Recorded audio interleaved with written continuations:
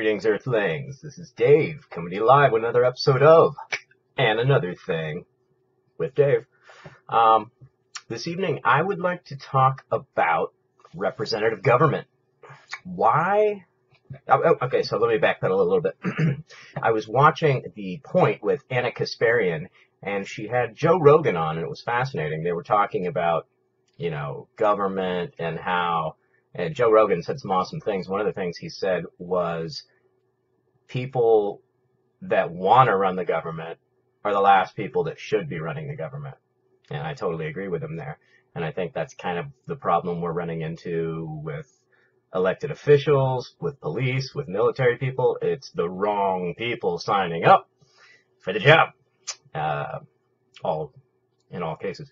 But it really got me thinking about our representative government. It made a lot of sense to have a representative and a senator back in the day when we had to send a message by horse from San Francisco to Sacramento, boat and horse.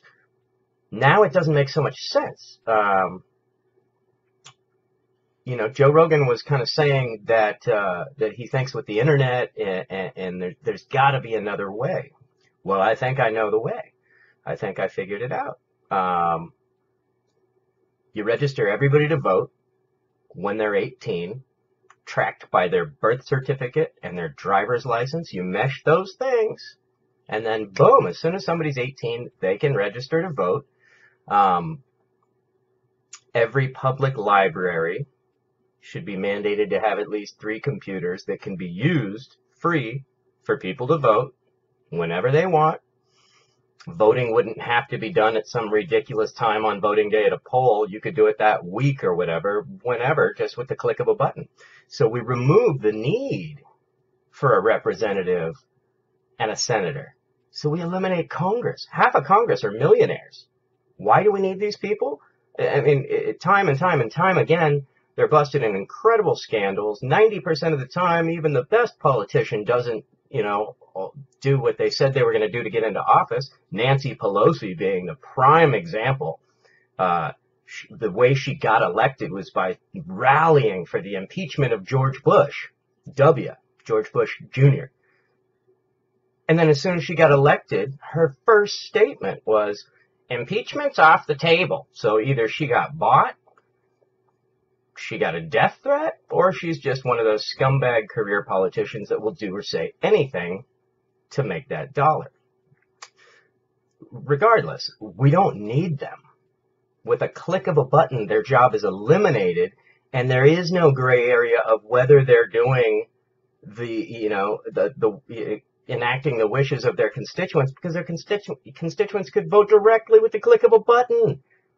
Right? I mean, come on. Everybody's registered to vote at 18, so we do away with this, Republican fiasco of trying to prohibit people from voting, which is totally anti-American. And then the only next step we'd have to do would be to eliminate the Electoral College. What the hell do we have an Electoral College for?